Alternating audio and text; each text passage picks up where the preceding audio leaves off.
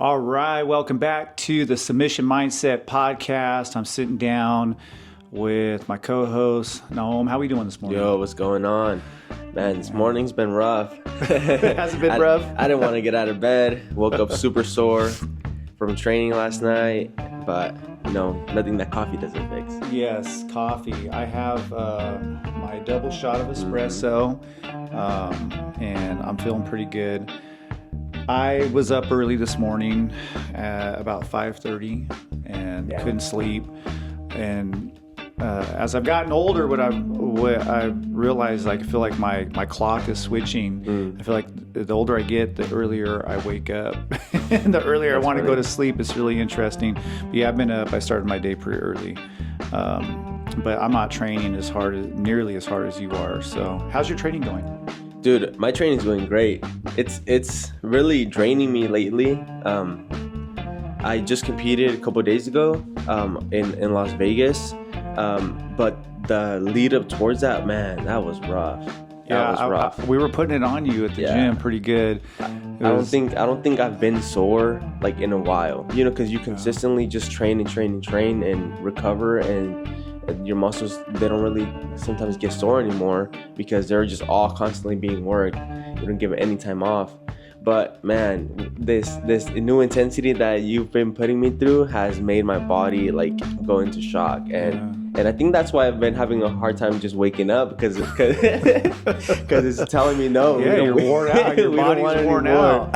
Yeah. No, we have increased the intensity, and we're looking for new ways to challenge you at the gym, and just doing the standard 5-6 minute rolls and switching to a new partner. That's kind of, I think, a played out way to train, especially for competition. So what we've been doing with you is putting you in certain situations, scenarios, and then having you fight out of those scenarios, and then getting a fresh body in, and getting another person doing the same technique but in their own way. So you're getting a bunch of different looks. Definitely. And what I've noticed at the gym, and this is really cool, is that everybody's jiu-jitsu is getting better because they're giving you a harder time. Yeah, it's getting insanely better.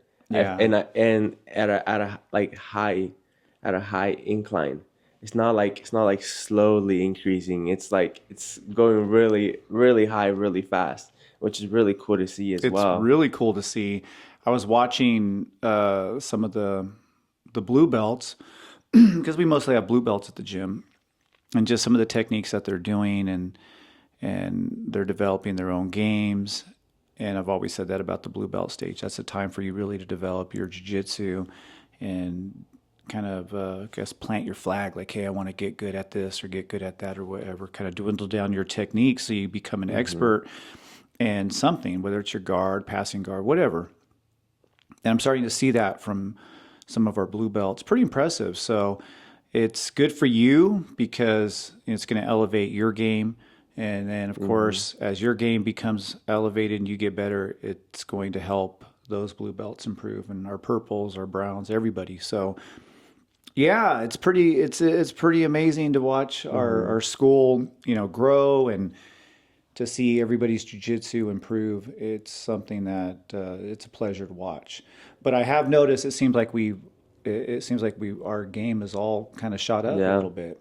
I agree, and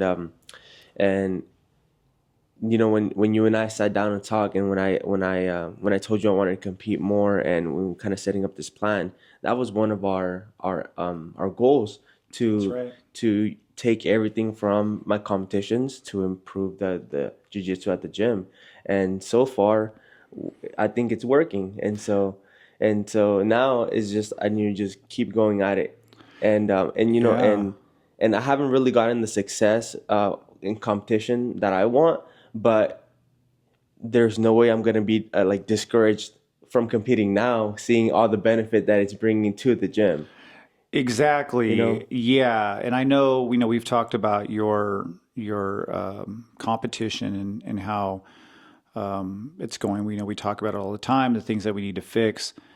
But I totally agree. I feel like what you have done in this last 6 months to a year since you've started this competition journey. And I know you competed even before that, but since you really started to step it up, you've really stepped up the pace. Man, the gym, the competition level, the skill level at the gym has increased in that short time. So that is something that I noticed, and I was reflecting on that the other day, thinking that that's pretty cool, you know. And so you're doing great. You're doing good. I know you didn't get the results at your last tournament in Vegas, but you know, back to the lab, back to fixing the issues that we're seeing, and just something I just want you to know is that, you know, when you go to these IBJJF tournaments and you're fighting these blue belts now, it's not like fighting a blue belt at a local tournament. It's not like fighting a blue belt, the typical blue belt at any gym. You're literally fighting the best blue belts in the world. These guys are good. They're so good. And the skill level for jiu-jitsu has increased dramatically. I think that what we're going to see in the next 10, 15 years with jiu-jitsu is some really incredible styles emerge, different techniques, new techniques, and people have been trained since they were 5 or 6 are going to be emerging as just these monsters. And they're just going to be killing the average black belt. So before I went on, because I teach the fundamentals class on Thursday, and but I was competing on Friday, so Celeste and I, we drove up Thursday, and so I had to miss my fundamentals class. I had to get Daisy to cover it, and something that really motivated me for this competition was that Daisy actually sent a video of everyone from the class like cheering me on for the comp. I don't know if you saw it. I saw it. Was a really cool video. I'm gonna see if you can throw it up on the podcast so that way people can see it. But I'll see if I can put that up here. So when we release this, we'll get it up. But man, when I saw that, I was like, dang, like now I have to give it my all, you know? Like it was so motivating, and you know, it just goes to show the community that we have, and that you know, not only have they stepped up to help me, but you know, they've just gone above and beyond for themselves as well, and for, you know, everyone at the gym. And you know, that I feel like that's you know, one of the best things about training jiu-jitsu. Agreed. And that's kind of our topic for the day, which is, you know, how to build a solid gym culture.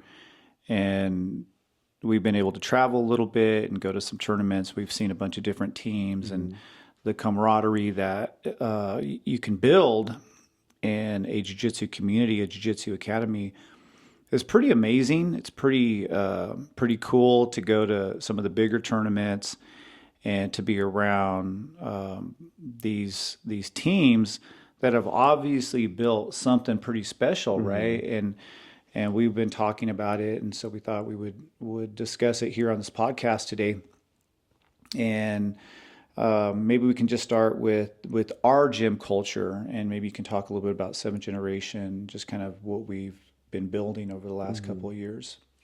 So first and foremost, the word that comes to mind is genuine, and I say that because since the minute that I stepped in to take a look at the gym to try out the class, everyone was very welcoming, and that's obviously a great thing that you want in the gym. But I've been to places where people are welcoming, but you can tell it's not genuine. Like they're forced. They're forced to be nice and like act like they want you there, and act like they want to give you the tour and talk to you about, you know, what they have to offer. Like it's just disingenuous.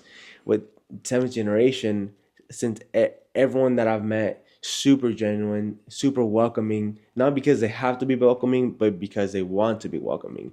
And I feel like that's like the biggest factor that differentiates like a good culture versus a bad culture, is being genuine, regardless if they're welcoming or not. If that's who they are, man, that's who they're gonna attract. And that's like the biggest thing that attracted me, was just how everyone was just so genuine. And I was like, man, like these are people that I want to be around. And Yeah. just throughout the years, we just cultivated support, sense of family. Um, we have literal families that train at our gym, parents, kids, grandchildren, grandparents, like they all train together. And so there is a big family aspect at our gym, on top of the support and just again being genuine. And that's like the biggest thing for me. I like that a lot. I like how you described our community that we have. I was talking to Tom Knox at an IBJJF tournament in San Jose, and he had remarked, he's like, "Man, I saw that you guys are doing really well. You guys are growing, and it looks like your gym's doing fantastic." And I told him, like, "Yeah, it's been, you know, doing great, and it has surprised me just how well the gym has progressed as a community. Not because I'm not surprised in the sense that because of the people that we have. I'm surprised just because you just don't think that when you start something like this, you just don't know how it's going to turn out, and it's really turned out really amazing. And I've had my ups and downs as a gym owner. It hasn't always been the funnest thing to do, but the people at the gym are so amazing and so genuine and helpful. It does make coming to the gym just a lot of fun, especially lately. I've been dealing with my back injury this last year. It's been hard sometimes to get out of bed, to get myself going. But what keeps me going is the people that I train with. You and all the others, Daisy, Sarah, Colette, all the people that have been just so dedicated. Kale, JJ, Dave, Coach Dave. And yeah, so I agree. We have a really, really fantastic community. And there are some gyms, I've heard, I've only trained at a handful of gyms over the years, but I've sensed that same thing where maybe it's not as quite as welcoming. On the surface, it seems that way, but yeah, I think our gym has a certain type of culture that we've tried to promote, which is helping one another and being supportive environment, non-judgmental, not bringing in politics, not bringing in anything that has nothing to do with jujitsu. Because what I love about the sport is being able to be around people who come from different backgrounds, who have different types of professions and jobs and belief systems, but we're able to train together and get along, and we're not talking about anything that would divide us, right? The only thing that we do is just train, have fun, laugh, and joke. And I really have worked hard to try to bring that into the gym. And I've seen other gyms that they have like a political kind of thing going on. I'm just like, Gotcha. oh, I've never wanted that. I've never wanted that. So that's something I'm very proud of about Seventh Generation is that we can all train together. And I don't know what people do on their own time and what their belief systems are. I just know that the people that come into my gym treat each other well, have respect for the environment that we want to promote, and if they don't, then we just keep them out the door. Yeah. We push them to another account. I want everybody to train. I feel like there's a home for everybody, but I've always said that not every gym is for every single person, and a lot of it has to do just with the culture of the gym. And I love what we've built. Now, there's some things I want to ask you about because there's discussions that we've had about some of these other gyms that have been around for years, these teams, these bigger schools, and the competition culture. That's really interesting. So maybe you can share some of your observations when you've traveled. Yeah.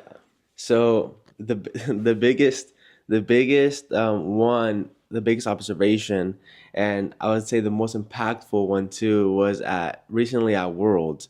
After I had already been eliminated, we were watching the finals in our bracket, and this team, it was Checkmat, I believe.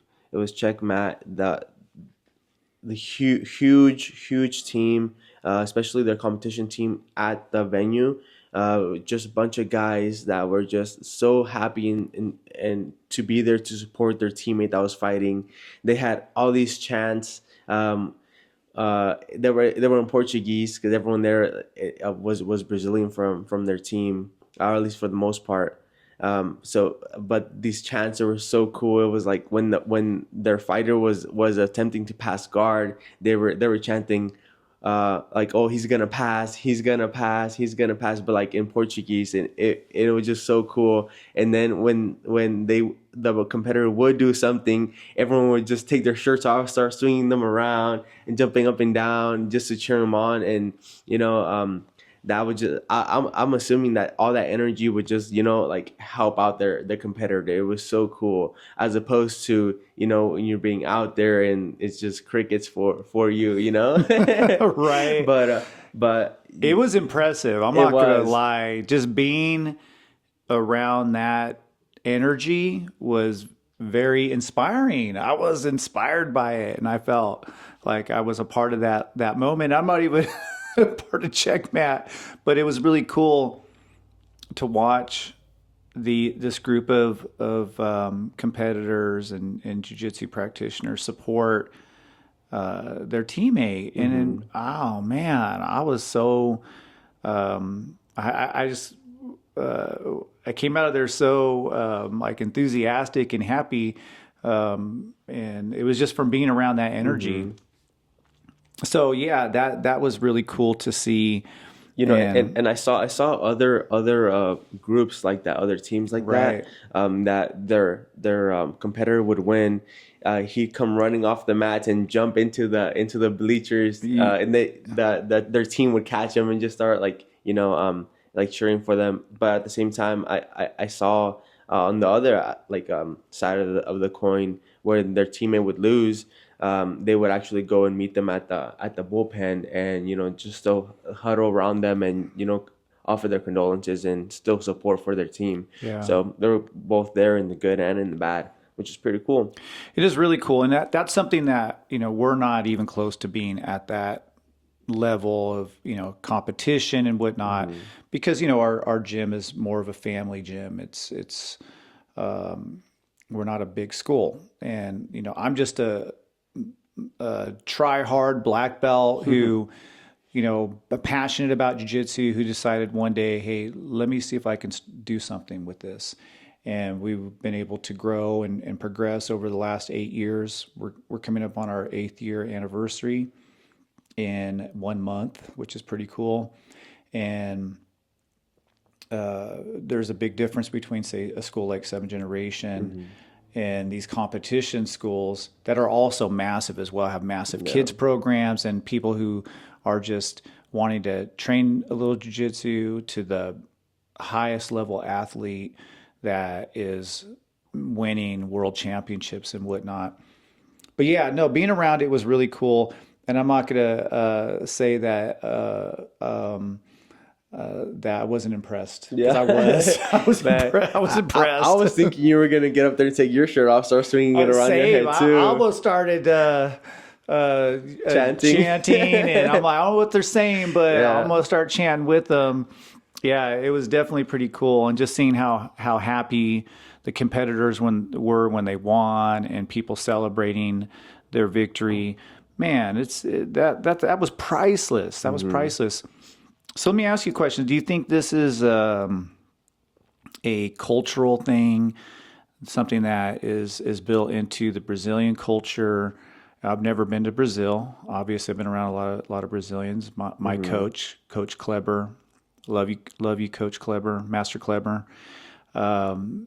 He's Brazilian. But do you think this is a cultural thing that's embedded in the Brazilian culture? I would say so, and I can only speak as a Latino, not a Brazilian. I'm Mexican, but like, as a Latino, we share a lot of, like, the same values, and one of the big ones is, family and community orientation. So I'm pretty sure it's, like, embedded in their culture identity as well, to just be a part of a team, and be a team player, and have camaraderie, and it shows. It shows. Definitely does. And from what I have seen over the years, been training for over 20 years now, the Brazilians that I have met over the years seem to be very dedicated to their group, their tribe of people. Yeah. And there's a sense of loyalty that I think that they come to expect. And this is again just an outsider view. I'm not saying I'm completely right on this, just what I've observed, and I could be wrong. And there's a belief like you're part of a team, and that's your team, and you support your team, and you're loyal to your team. And I think there's both good and bad in that. It could be a good thing, like what we saw there. Yeah. That's the good part of it.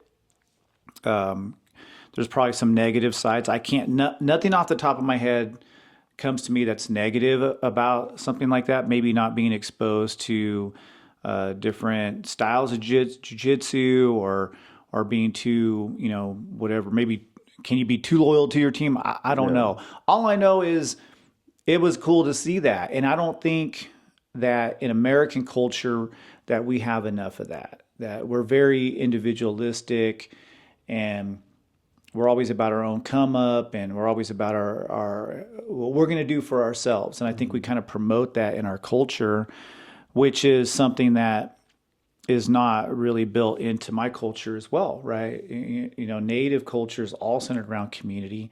Mm-hmm. It's all centered around uplifting everybody. And I think that one of the big issues like Native culture has had with the dominant culture is always that clash between rugged individualism, just being about yourself, and this idea of community. And that's always been, I think, one of the biggest clashes of cultures. And I do have a lot of respect for these schools and just how they support one another. And again, just from an outsider perspective looking in. And I don't necessarily see that from, say, the Americans. And maybe I'm being too critical. I don't know. What do you think? I mean, I've only ever really seen it with the Brazilian teams. But to be honest, I don't think I've been looking for it or paying attention. Same. Other than it was just so pronounced that there's no way that you could have missed it. Right. So maybe that's in part because like in the other cultures, they're not as loud spoken about it or just as intense for their teams. Maybe the support is there, but just more low key. But man, I don't know. I haven't really looked for it. Like I said, it was just hard to miss.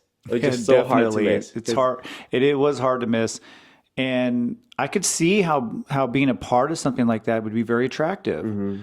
And I hope to build something more along those lines where, we can, even just local tournaments, because we get really great participation from families and we have people who don't compete, but they're so supportive. They still show up. They show up and they're there to watch. They sit in the stands all day watching and supporting. And I really want to build more of that at the gym, and that's something I've been thinking about more. Is just how we can, just get that team camaraderie and take that more into our tournaments that you're doing and other competitors at the school are. And one of the critiques about being so loyal to your team or to your community, especially in the Brazilian teams. So I've seen a lot of people that critique some of the Gracie schools and they call them cultish. Yeah. Just because they're so structured and you have to even ask to get off the mats, or you have to bow every time a black belt steps onto the mat, things like that, just so structured and strict to where there's no form of even single identity. You're just part of the group, and that's it. You don't have your own identity within the group. But that's not what we're talking about. We're talking about just being part of a community that supports each other, but still have your own individual voice within the community. Yeah, I'm definitely against any kind of cultish type of situation, and we all should be independent-minded people.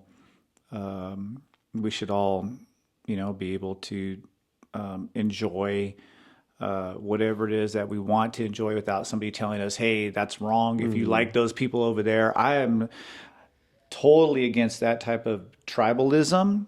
where you feel like my tribe is the best, we're the best, everybody else sucks, right? I think the good kind of tribalism Excuse me. that I believe in is, like you said, community, supportiveness, and wanting to see people do well. And at the end of the day, that's all I want at the gym. I just want to see people do well in whatever it is that they do, not just at the gym, but just in life in general. And if somebody comes to me and says, "Oh man, I got a new job," I want to let them know that, man, I'm happy for them, and that they have people who want to see them do well in life, not just on the mats. Well, let me ask you this: what, as a sociologist, you know, what's like one of the main reasons people choose like the communities they belong to, or like what draws them to one versus the other?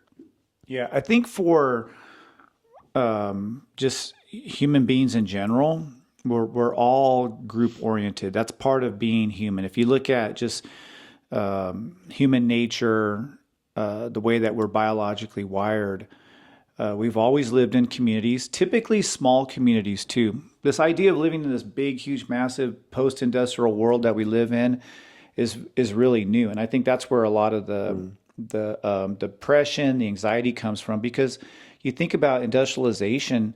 It's a relatively new situation for human beings. We've spent most of our time living in nature in very small communities, and we've always relied on others. So we are literally biologically wired to be connected to some kind of family, some type of community. So I think that's, we're intuitively drawn to something, some kind of tribe.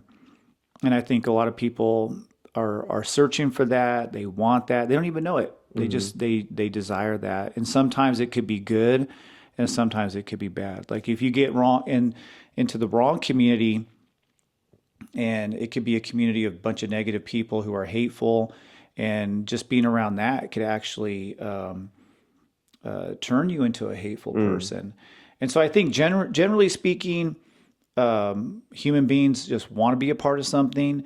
Now it's what you immerse yourself in. Are you immersing yourself into something that's good, something that promotes compassion, love, whatever it is, whatever good values that we think exist? Or are you immersing yourself into something that isn't very good? And I think knowing that as a sociologist, and knowing that part of our humanity. So when I started the gym, I thought to myself, okay, what type of little tribe do I want to? And that's what always came to my mind was I just want to train with good people who are helpful, and I want to train with good people who treat people well. Yeah. And I don't want drama. I don't want to be around drama. I don't want to be around people who are self-centered. I want to be around people that are looking to help each other so we all succeed. And that's kind of what I had thought a lot about, I guess, in the beginning of what I wanted to build, knowing how human beings are, and trying to let go of the personalities I felt weren't a good fit, and the people who were a good fit for the gym, trying to elevate them. And I think I've been pretty successful at that for the most part. But yeah, I think just a lot of it is just human nature. We want to be a part of something. And, once you find your group, if it's not a good group, they're engaging in bad behavior, it could be really toxic and ugly. But if you find a really good group, it could be uplifting, supportive.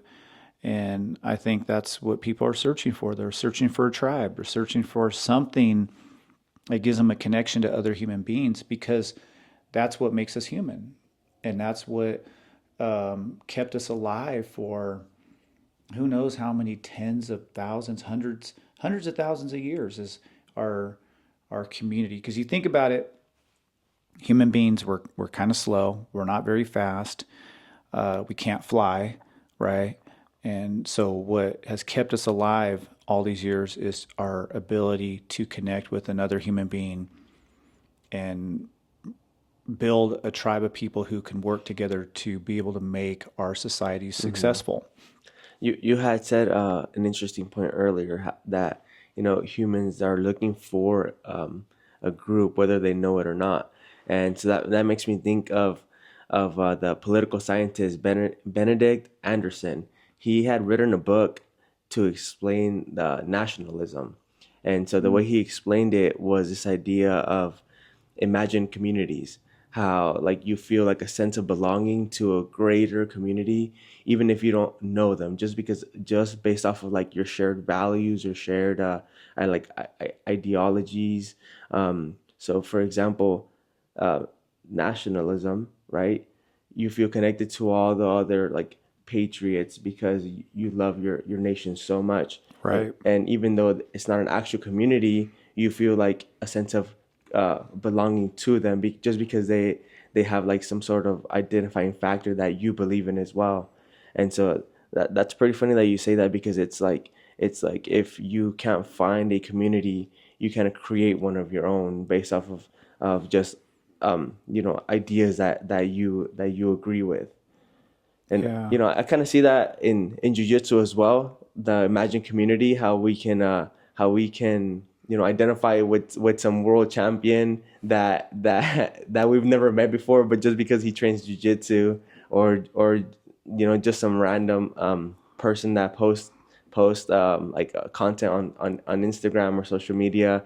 You can like think that, oh, I like this guy, I like what he stands for, just based off of the fact that he trains jiu-jitsu and we train as well. So Yeah. Well, it's like even like, a football team. true. You have Raider fans and 49er fans, and they have their own little cult group that they Yeah, have, and you have that's people true. who are a part of that group, and you may not even know the person, but if they're in your little group that you have something in common, you have some kind of connection, and that's why groups are so powerful. That's why they're also very problematic, because you can create what in sociology we call them in-group out-group dynamics. So in-group out-group dynamics work like this. So I'm part of my group, and there's this natural tendency, because we know our group so well, to see us as being diverse, and we have this person over here, they're like this person over here, they're this way, and we see our group as having these really diverse dynamics. But then the out group are all the other groups that we're not very familiar with, and what we tend to do, because we don't know them very well, we tend to homogenize them, and so that's why in group out group dynamics can become really awful, and a lot of wars and conflicts are basically just due to in group out group dynamics. One group looking at another group and saying they're all like this, they're all bad, they're all whatever.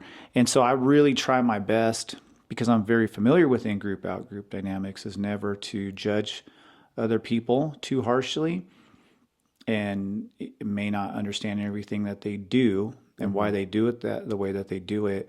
We have to be careful not to stereotype and not to label, because there is a natural tendency for groups to do this, and that's something we study a lot in sociology. Is that where the us versus them comes from? Yeah, exactly. That's basically in group out group dynamics is us versus them.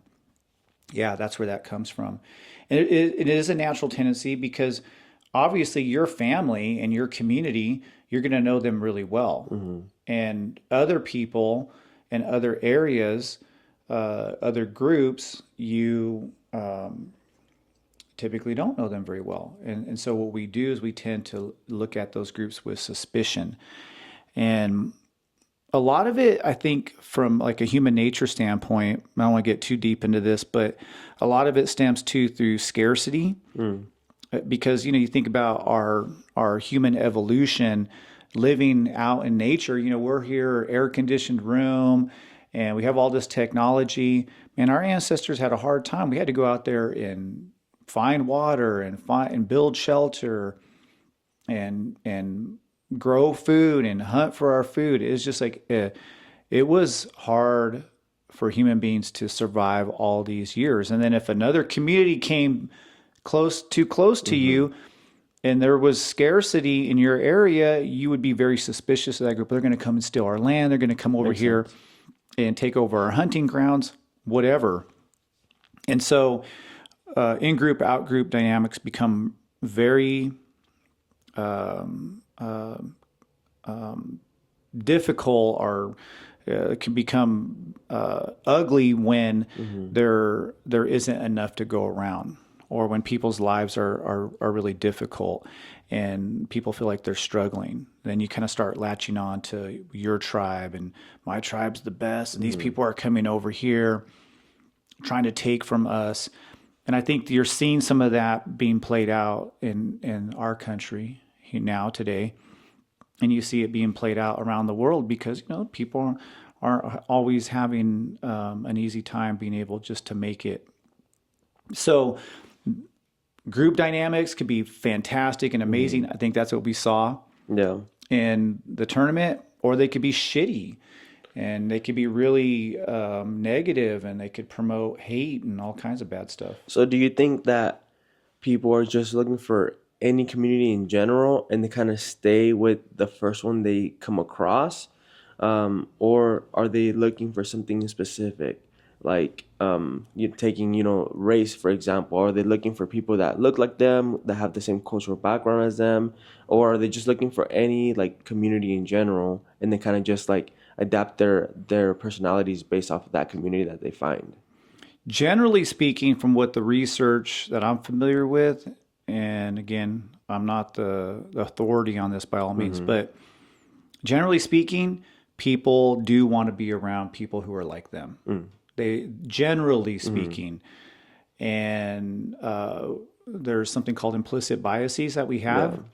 And these implicit biases stem from how we were raised and the values that our parents instilled in us and the culture that we come from.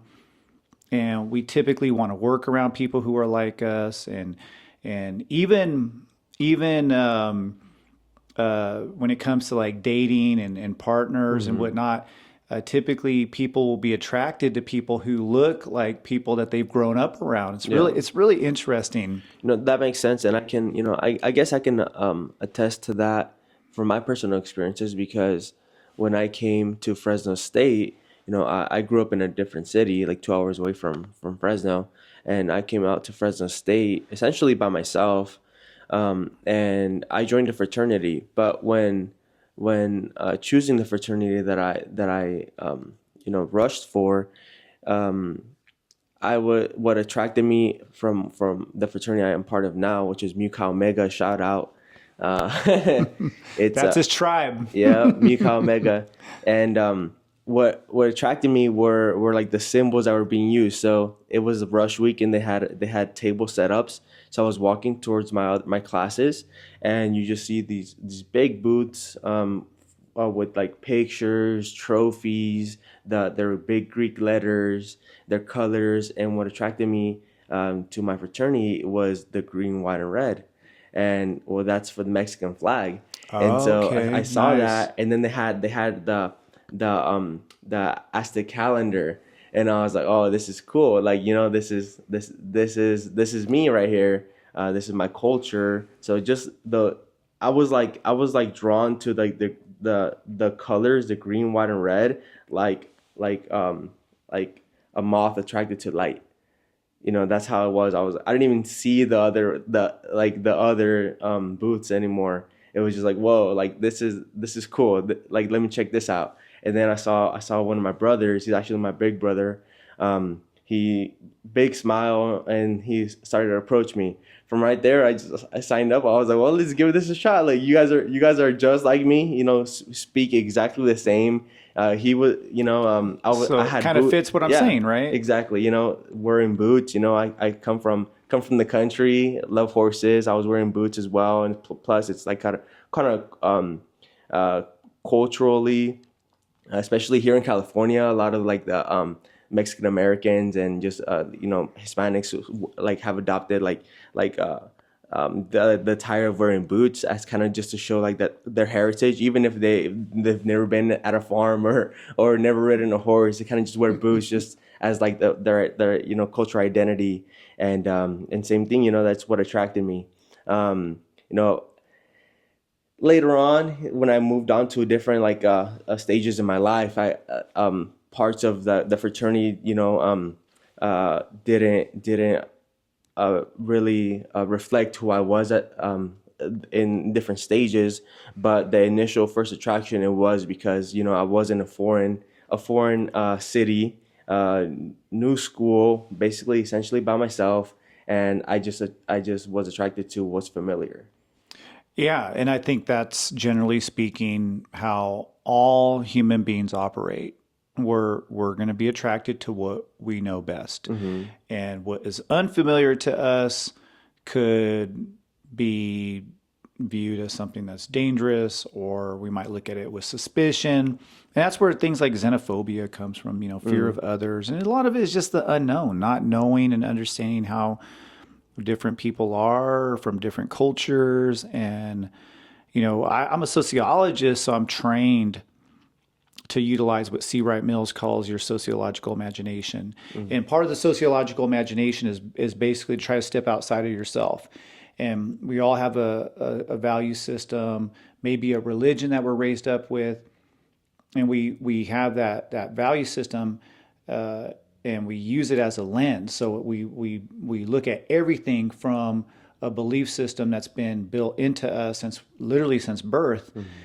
And using your sociological imagination, what C. Wright Mills says you have to do is you have to take yourself out of the equation, so that way you can see things and you can imagine the world in different ways, in new ways. And so that's what I try to do with my students. I don't try to get them to think like any other group. I don't want them to think that, oh, we have to think like anybody else. Think however you want to think. But I just tell people who I work with, at the college I work for, to do their best to see the world in new ways, because you might be missing something if you just look at it from your own point of view, or you look at the world through your own experiences. And you could go to a country and go travel around for 6 months and maybe learn 1% about that country. And when you're using your sociological imagination, you remind yourself of that. Just because I went to some other country and I experienced some other culture doesn't mean I know everything. It just means that I've had certain experiences, and those certain experiences inform my views. But your experiences are not the totality of that culture. True. And so that's something that we talk a lot about in sociology. And I remind myself all the time when I start getting judgy about people, or I start getting critical about something I don't understand, I'm like, well, maybe you don't understand everything. But I think that the us versus them mentality could be very strong.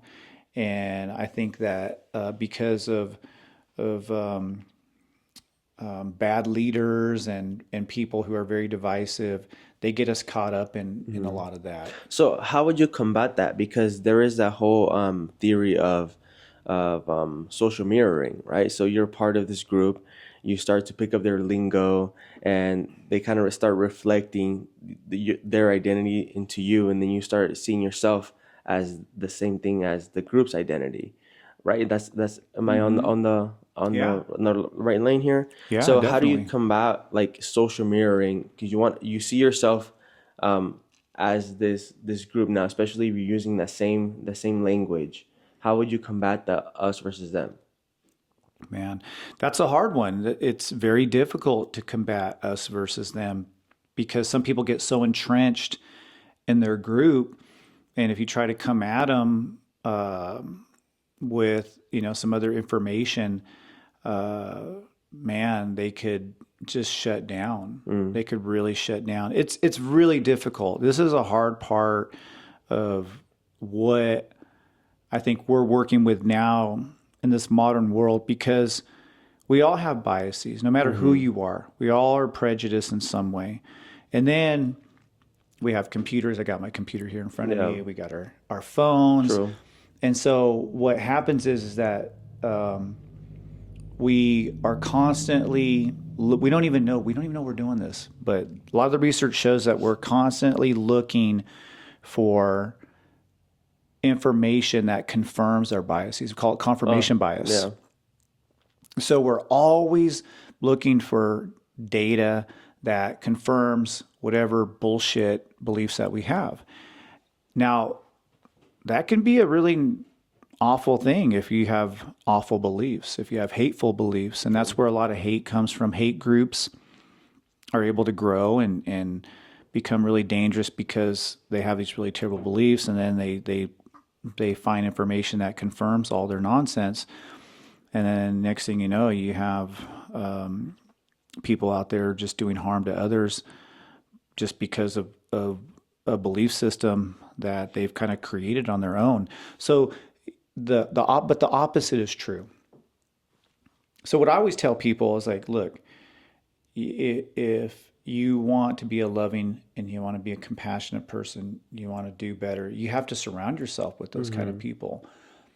Because if you surround yourself with people who have a different value system, you're gonna not even know that you're taking on their negativity, but you will. You'll take it on.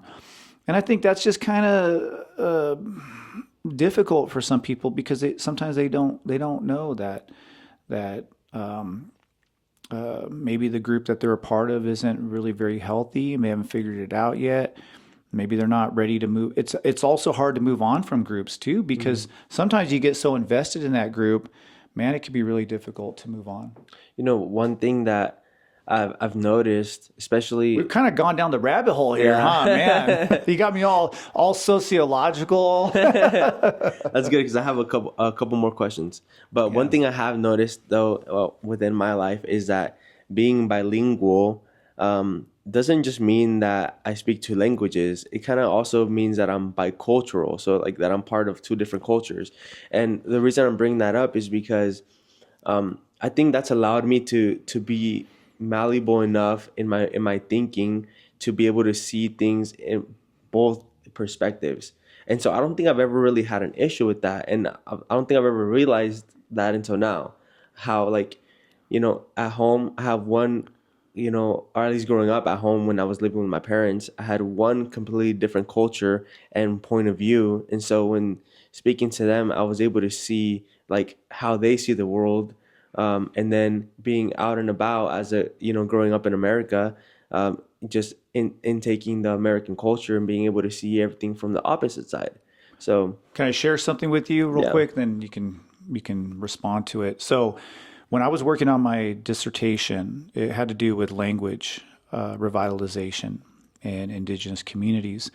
And some of the research that I stumbled upon in doing that study was language diversity and communities who spoke more than one language. And was really interesting to me was that, at least according to the research, that people who speak more than one language, people who are bilingual, trilingual, some people speak 6 different languages, that they tend to be more open-minded, they tend to be less prejudiced, and they tend to be able to see the world in more complex ways. And people who are monolingual tend to be more suspicious, tend to be more prejudiced, tend to be more xenophobic. I don't know. What do you think of that? Because it kind of feeds into what you're saying. No, I can see that, especially when you're talking about like slang. You kind of have to like understand the culture in order to speak the language, because you can be speaking in really good Spanish. It can be so proper, and you might not even understand what the actual like Spanish speakers are even saying, because like a lot of the cultural dynamics of language are all about slang and just different ways that they say the same thing, and especially in the Hispanic community, we have like slang for everything. We have slang for everything, and then we make so much double entendres.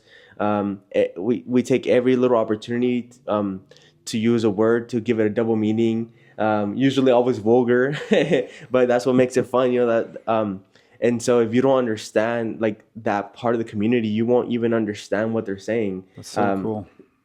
Regardless if they're speaking the words that you know. So it makes complete sense. Yeah, no, language, linguistic diversity is so incredible, and also at the same time so confusing, because I think there's over 6,000 languages worldwide. And if you look at, like say the Sapir-Whorf hypothesis, the argument is that each language contains within it a worldview, a way of looking at the universe. And so if you imagine that in your mind, you think about all the different languages and all the different dialects. Within those languages and dialects contains a unique worldview. Well, that's kind of cool. That's interesting from a diversity standpoint, but that's also kind of scary, because that means there's all these different worldviews. It means there's all these different potential clashes between groups that just don't understand one another. True. And so that's where a lot of our world conflict, I think, comes from, is that. Something. Well, let me restate. I think a lot of our bad leaders, they use our misunderstanding of other groups. They use that as a tool to manipulate us, to get us to hate other groups. I think that's more what I believe. I think there isn't, because I think that humanity goes both ways. We're set to be loving, compassionate, caring, uplifting of one another, and we're also conditioned to be hateful, mean, and cruel to people who we don't feel are deserving of our humanity. So I think leaders, you can use that part of our humanity, or the way that we're biologically wired, to their benefit, to keep us divided. I guess that's more what I believe.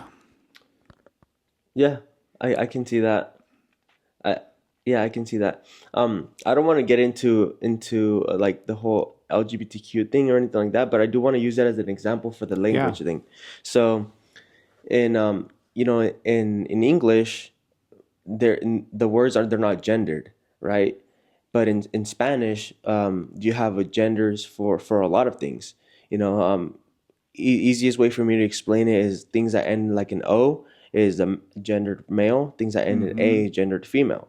So when the LGBTQ issues began to arise, there was, especially in Spanish speaking communities, there was this big issue about the language being gendered, and how you're saying each language has its own worldview.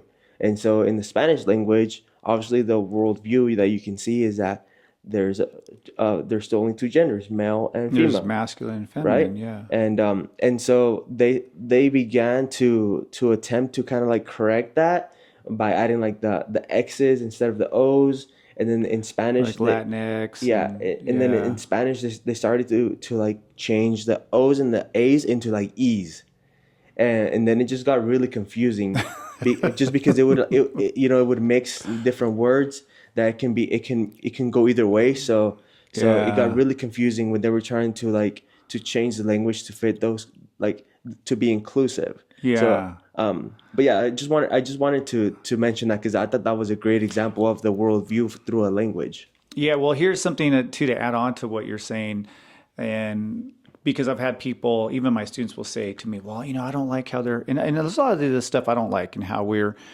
changing certain things, and we're telling people, "Well, you got to do this and you got to do that." I'm really against any type of like forcing people to do things that they're not ready to do just yet. But one thing I'll say this about languages, and I could talk about just my knowledge of like indigenous languages. In some tribes, you actually have two different languages: one that the man speaks, and one that that the languages are so complex that the way that the men speak is different than the way that the women speak. Wow. Isn't that crazy? That's insane. It's wild, right? Yeah. So the men and the women are actually speaking two different types of languages, and it's pretty deep. It's pretty wild. It's really crazy. And another thing too is I try to tell people, don't get too caught up on changes, because here's the reality when it comes to language.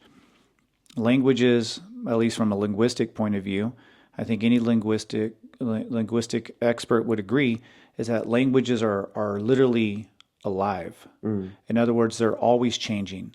So we may not like the changes, but every language is changing. The way we speak English today isn't the way that John Smith was speaking English when he arrived at Jamestown back in 1607. The English that we were speaking back in the 90s, in the 80s when I was a kid, is a lot different than the words that we speak today. I watch older movies that I grew up with, and I'm like, you could never say that today. There's just things that we can't say because our culture, and that's the thing about cultures and languages, they're alive and they're always changing, and that can become really hard for, I think, people even like me, because I'm going to be 54 tomorrow. I'm going to be 54. It's my birthday tomorrow. So I'm going to be 54 tomorrow. Way. Yeah. Dang. Yeah, it's my birthday tomorrow. Happy early birthday. Thank you. But yeah, I'm going to be 54. And one thing a lot of older people, is they become more and more jaded, and they get more and more stuck in their ways, and they don't like the younger generation, or they think people are doing things in a bad way. And that's something I really try to keep myself aware of, because the reality is that the world is just changing.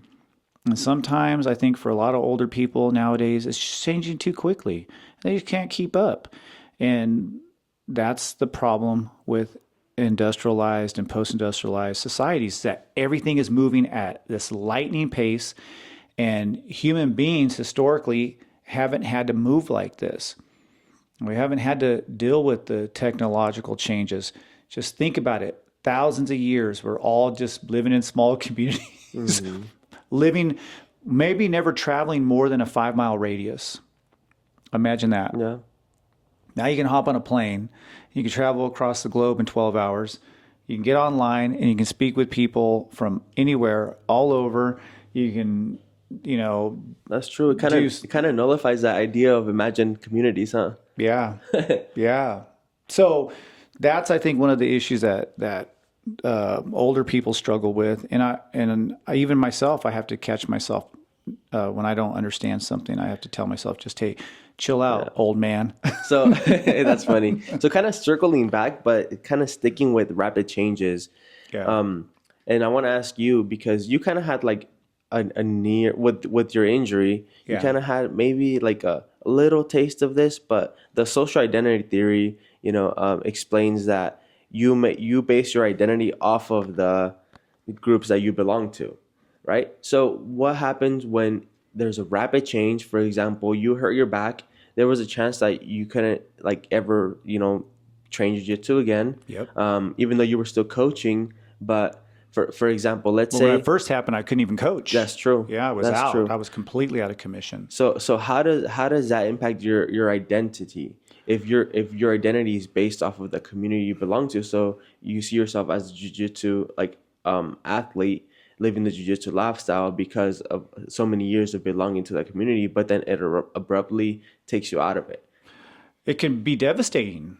It can be absolutely devastating. It's a great question you're asking. And I would say as you get older and you start to I guess, change your lifestyle and the groups that maybe you were once a part of, you're no longer a part of, because maybe those groups dissolve. And so let's just say like my jiu-jitsu journey, it's changed a lot. And for me to keep the fire burning, I've transitioned to more of a coach and focusing more on helping others, just simply helping others. And that's how I've been able to keep that flame going. Whereas before I was more concerned, I wanted to be good at jiu-jitsu. I wanted to be better at jiu-jitsu. Well, my mindset had to change. Was it hard? Oh my God, it was really hard. It's hard. It's still hard because my mind is telling me that I want to train, like get out there and train. And then my body is like, you're not in the condition to do that right now because of my herniated disc. And, I run the risk of potentially, making it worse. And so right now I just can't do that. And I may never be able to train as hard as I would like to. But for me, you know, I have such a good situation at the gym. I'm lucky enough to be able to transition into Mm-hmm. something else that keeps that flame going. But it's not easy, and I think a lot of older people struggle with this in their life, and that's why where a lot of people later in life, they feel really, really good because there's a lot of research. People say, "Oh, getting old sucks," but you know what? There's a lot of people who hit like 55 to like 75, that 20-year period. A lot of people are super happy because they know who they are. They're not trying to Mm-hmm. be. They're not trying to impress anybody. They're not True. trying. They just, man, they've kind of figured out life, and so it's like a beautiful age for a lot of people. But then there's a lot of people too who struggle as well because maybe they didn't have what they needed to have earlier in their life, so they're struggling to make it financially. It just depends on where somebody's at in their life. But So yeah, kind of like talking more about Brazilian jiu-jitsu teams that are so like so tight knit. Do you think it's because their identities revolve around being a part of that team? Like their identity is that they are that team. So if it was like abruptly like stopped, then their kind of self identities would kind of crumble. yeah, I think it would be really, really difficult. Let's just say somebody gets a knee injury, Mm-hmm. they can't train for 12 months because they're recovering from an ACL tear, or something happens really awful. They get in a car accident and they can't do what they did before. We remember the one episode we talked about the concept of anomie Yeah. and how any type of rapid change could be very devastating to any individual, whether it be you getting an injury or you move to another location, you're having to Mm-hmm. make new friends, whatever it is, any type of super rapid change could be really hard for people. So I think people get into a comfort zone with the groups that Mm-hmm. they're in. And when those groups dissolve, or for whatever reason you can't participate in that group, it can be really difficult. So then I guess the question would arise is how do we create like such a tight knit community um without it being the center of their lives?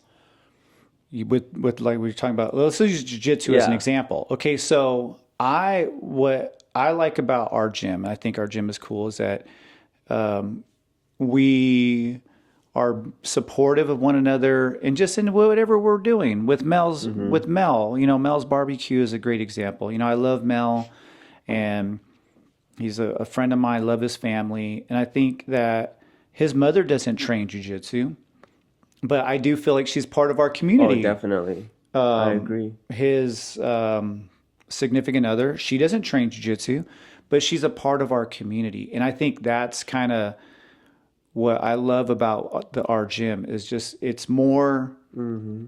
than just jujitsu, and I think that's something that I love about the community. Now, don't get me wrong, I don't expect because there's some people who just want to come in and train and leave, and I have no problem. I love those people. Those are the best people to train with because those people just come in, they're great training partners, and they go home. Mm-hmm. We have those types of individuals. I love them, and I love the people who want to do more and maybe have a little bit more time. And I think that just keeping a community to where it could be somebody like you who wants to train to become the best that you can be at jiu-jitsu, the person who wants to come in and get in shape, the person who wants the camaraderie and the fellowship, a safe place for women to come in and be able to train a martial art that's not always been the safest place for Mm-hmm. women. And there's a lot of shitty schools out there, and having that as well, I feel like that's kind of what I wanted as a group dynamics. And I think when you create something like that, it becomes more than just jujitsu. Yeah. Yeah, I can see that. So it's kind of more like we're a community is that also trains jujitsu, not just a jujitsu community, Yeah. Oh, I or like is it that. No, I like what you said. It's a community that trains jujitsu as opposed to just a jujitsu community. Yeah. Yeah, I would describe our gym like that. And again, I'm not saying that everybody at the gym is mm-hmm. like I don't know, some, person that just, is all a part of everything that we do. Some people just come in and they train, they Yeah. go home. I love those. I love those training partners. And then we have some people who are really involved in what we do at the gym because they have more time and they want to True. give more. And, I love that part. And I think that's kind of the culture I wanted to create. And, I hope to keep it going as long as we can. I hope to keep, you progressing in the direction you want to progress in, and whatever people are trying to get out of it. I feel like I just want to try my best to help, Yeah. and that's really kind of, I guess, my idea of like a really great community is wherever people are at, whether they're beginner that sees themselves being unathletic, helping them, being a woman wants to come in, learn some self-defense, whatever it is, just want to be able to help out with that. I think that just to be able to kind of give back, or not give back, but like, you know, uh, give some sort of element to the community. Whatever you want to get out of it, whatever you have to offer, just offer it like with a good attitude or with effort. So if all you want to do is just train, show up and train, but train like you want to train. Like with effort, with the good attitude. That's how the community should, will thrive. If you want to stay late and clean, man, clean with good attitude, not like you have to, because it's all volunteer based. So if you don't want to It stay and, is. and clean the mats, don't just go home. Or if you want to show up to every event, man, when you're there, just have the great attitude and act like you want to be there. I feel like whatever you want to give, just give it, but with intent. And I think that's how the community is going to keep I growing and like that. Yeah. and be multifaceted to how it is now. Yeah. Well, I will say this: Seven Generation is not what it is today because of me. The gym is what it is today because of the people who train at the gym, because we've had so many people who are willing to give. Mm-hmm. Because I have a full time job, I have all kinds of other responsibilities. I cannot give my whole life to the gym. I just can't. And I don't think that a gym owner like myself who has a full time job can do something like that, and completely do it well. I think I would just have failed miserably. And the reason why it has succeeded is because of the people who have done just what you said, have stayed to help clean, to help do the things that need to be done enthusiastically, because they wanted to, because they wanted to be there and they wanted to help. And that's the reason why the gym has gotten to the point to where it's gotten to. And trust me, it's not because of me. Now, did I start it? Did I put this thing in motion? Absolutely. But I can't do it without you. I can't do it without everybody else. Sarah, Colette, Daisy, Doza, Kale, JJ, everybody who's put something into this. And so I definitely don't ever take that for granted. And I'm super thankful every single day that I wake up and I have an opportunity to go back to the gym, because there's going to come a day where I can't do it, right? My body maybe lets me down, or just life changes. And so I soak it all in. And also Mel too, I want to add Mel to that as well. Just like I said, it's just been an amazing experience for me to be a part of. And it's that way just because of the people that I get to train with. And Spencer. Spencer too. Okay, can't forget Spencer. That's why I should never name anybody. Yeah. You start naming people, You have to name the and whole. then somebody the listening whole is like, roster. "Oh man, like I've done a lot for the gym. You didn't even mention me."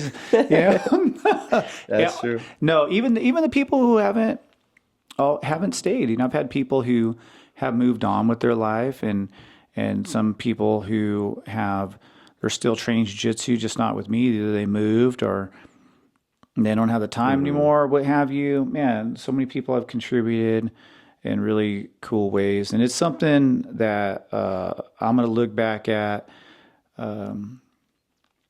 as just been quite an experience. And I just hope that the people who are involved at the gym just keep it going as long as we can. I guess since we're talking about groups and our group, that's what I hope for the future for 7th Generation. What about you? What's your hope? My hope, man, to get good at jiu-jitsu. Typical American. No, man, my hope is just to keep cultivating the community we have now.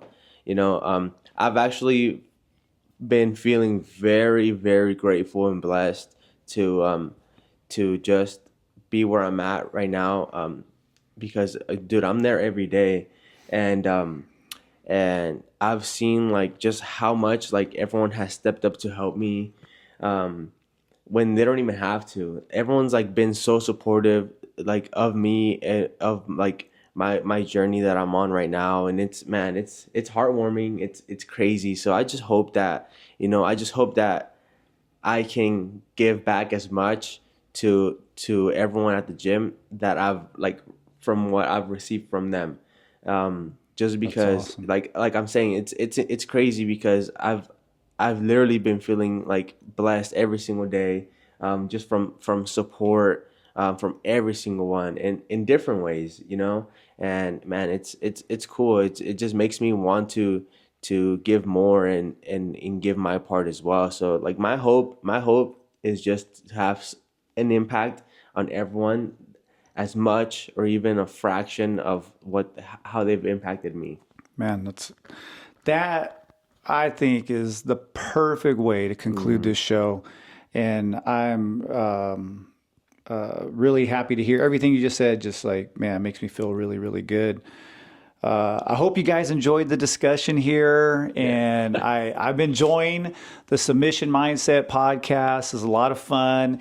And this episode, just so you guys know, Nahum and I, we just talked about it for about 5 minutes before we started. A lot of this stuff is just, we're just, speaking, just off the cuff, and we're not doing a lot of preparation. And that's kind of how we wanted to do this, just to have conversation, dialogue about issues that are interesting to us. So if you do have something that you would like us to talk about, please shoot us a direct message on Instagram, and you can, follow Nahum on his personal page. I'll let you go. You can go ahead and share the different so social media outlets that we have.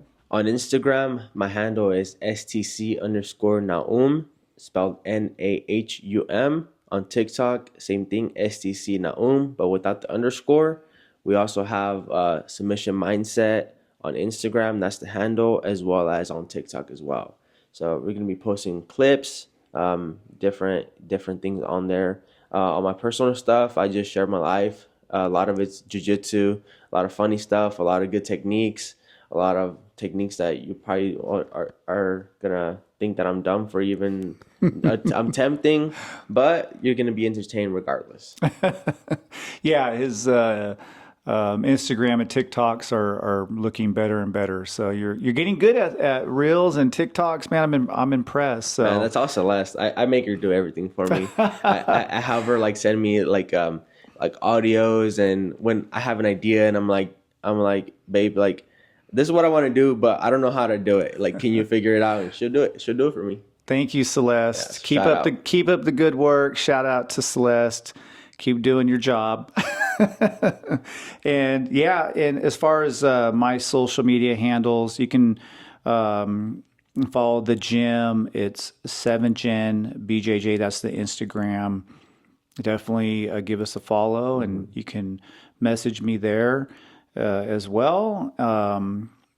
Just to let y'all know that Nahum is competing a lot, and if there's somebody out there that wants to sponsor him and pay for a tournament, because let me tell you, these dues are they're piling up, right? Man, it's ridiculous. And so if there's somebody out there that wants to support Nahum on his competition journey, I would definitely say reach out to us.